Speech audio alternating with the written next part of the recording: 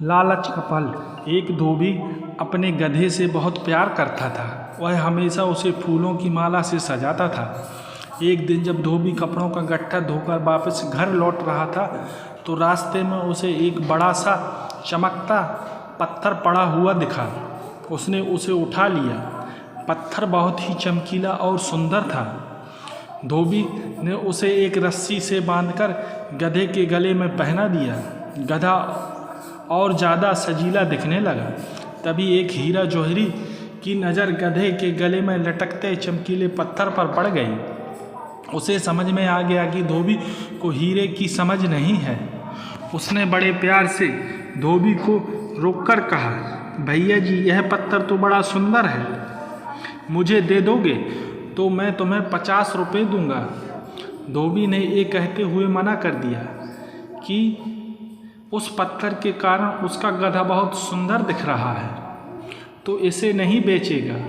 कुछ सोचकर जौहरी ने फिर कहा, भाई, मुझे यह पत्थर दे दो, मेरे बच्चे खेलेंगे, मैं तुम्हें 100 रुपये दूंगा। ये सुनकर भी धोबी नहीं माना। जौहरी ने कहा, चलो अच्छा, 150 रुपये लेकर मुझे यह पत्थर दे दो, अब तो खुश हो जा। धोबी फिर भी नहीं माना। तब जौहरी ने कहा, चल 200 दे देता हूँ, तू भी क्या याद रखेगा।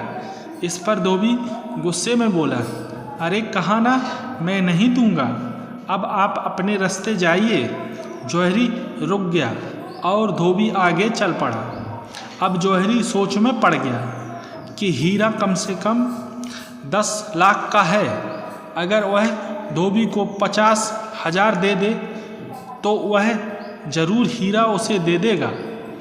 वह फिर से धोबी के पीछे दौड़ा, जो काफ़ी दूर निकल गया था।